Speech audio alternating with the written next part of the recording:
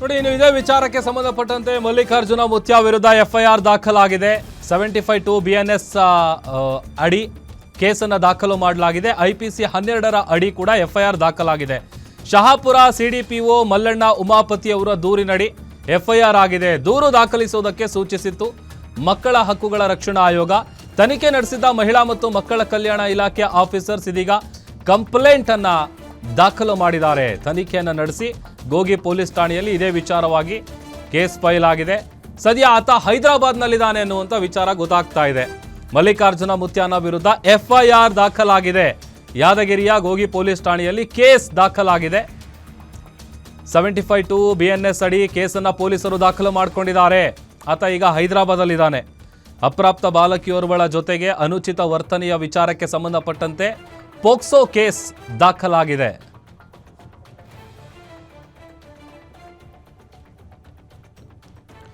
ಮತ್ತಷ್ಟು ಡೀಟೇಲ್ಸ್ ಕೊಡ್ತಾರೆ ನಮ್ಮ ಪ್ರತಿನಿಧಿ ನಾಗಪ್ಪ ಮಾಲಿಪಾಟೀಲ್ ದೂರವಾಣಿ ಸಂಪರ್ಕದಲ್ಲಿ ಜಾಯ್ನ್ ಆಗಿದ್ದಾರೆ. ನಾಗಪ್ಪ, ಕಡೆಗೂ ಈಗ ಮಲ್ಲಿಕಾರ್ಜುನ ಮುತ್ಯ ವಿರುದ್ಧ ಪೋಕ್ಸೋ ಕೇಸ್ ದಾಖಲಾಗಿದೆ.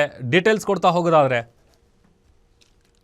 ಪ್ರಭು, ಇದು ಯಾದಗಿರಿ ಜಿಲ್ಲೆಯ ಶಹಾಪುರ ತಾಲೂಕಿನ ಏನು ಮೊಹಲ್ರೋಜ ಗ್ರಾಮದ ಮೊಹಲ್ರೋಜ ಮುಷ್ಯಾ ಅವರ ವಿಡಿಯೋ ಏನು ಅನುಚಿತ ಅಪ್ರಾಪ್ತೆ ಜೊತೆ ಏನು ಅನುಚಿತ ವರ್ತನೆ ಮಾಡಿದರು ಅಂತ ವಿಡಿಯೋ ಸಾಮಾಜಿಕ ಜಾಲತಾಣದಲ್ಲಿ ಕೂಡ ಸಾಕಷ್ಟು ವಿಡಿಯೋ ವೈರಲ್ ಆಗಿತ್ತು. ಈ ಪ್ರಕರಣಕ್ಕೆ ಸಂಬಂಧಪಟ್ಟಂತೆ ರಾಜ್ಯ ಮಕ್ಕಳ ಹಕ್ಕುಗಳ ಆಯೋಗದ ಅಧ್ಯಕ್ಷ ಶಶಿಧರ್ ಕೋಶಂಬ ಅವರು SP ಅವರಿಗೆ ಪತ್ರ ಕೂಡ ಬರೆದಿದ್ರು. ಏನು ಈ ತಪ್ಪಿತಸ್ಥರ ವಿರುದ್ಧ ಏನಂತಾರೆ ಈ ಬಗ್ಗೆ ಪರಿಶೀಲನೆ ನಡೆಸಿ ಕ್ರಮ ಕೈಗೊಳ್ಳಲು ಕೂಡ ಪತ್ರ ಬರೆದಿದ್ರು. ನಂತರ ರಾಜ್ಯ ಮಕ್ಕಳ ಹಕ್ಕುಗಳ ಆಯೋಗದ ಇಲ್ಲಿನ ಅಧಿಕಾರಿಗಳು ಶಾಪುರ್ನ ಸಿಡಿಪಿ ಅವರು ಗೋಗಿ ಪೊಲೀಸ್ ಠಾಣೆಯಲ್ಲಿ ಮಲ್ಲಣ್ಣ ಉಮಾಪತಿ ಅವರು ಗೋಗಿ ಪೊಲೀಸ್ ಠಾಣೆಯಲ್ಲಿ ಕೂಡ ಮಲ್ಲಿಕಾರ್ಜುನ್ ಅಪ್ರಾಪ್ತ ಬಾಲಕಿ ಜೊತೆ ಅನುಚಿತ ವರ್ತನೆ ತೋರಿಸಂತ ಮಲ್ಲಿಕಾರ್ಜುನ್ ಮುತ್ಯನ ವಿರುದ್ಧ ಪೋಕ್ಸೋ ಕೇಸ್ ಕೂಡ ದಾಖಲಾಗಿದೆ. BNS 75(2) ಅಲ್ಲಿ ಕೂಡ ಕೇಸ್ ದಾಖಲಾಗಿದೆ. ಆದ್ರೆ ಈ ಎಫ್ಐಆರ್ ನಲ್ಲಿ ಕೂಡ ಪ್ರಮುಖವಾಗಿ ಅಂಶ ಏನಂತಂದ್ರೆ ಅಪ್ರಾಪ್ತ ಬಾಲಕಿಯ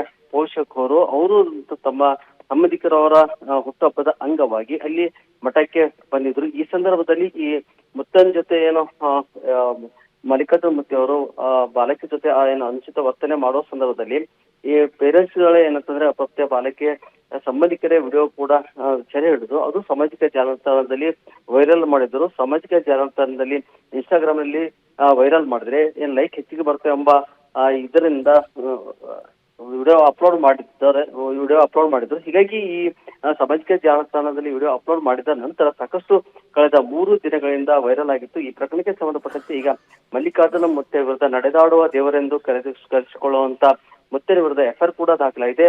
ಮುಂದಿನ ದಿನಗಳಲ್ಲಿ ಕೂಡ ಗೋಗಿ ಪೊಲೀಸರು ಈ ಬಗ್ಗೆ ವಿಡಿಯೋದ ಬಗ್ಗೆ ಮತ್ತು ಅದೇ ರೀತಿಗೆ ಇದರ ಬಗ್ಗೆ ಸೂಕ್ತ ತನಿಖೆ ಕೂಡ ನಡೆಸುವ ಸಾಧ್ಯತೆ ಕೂಡ ಇದೆ ಪ್ರಭು.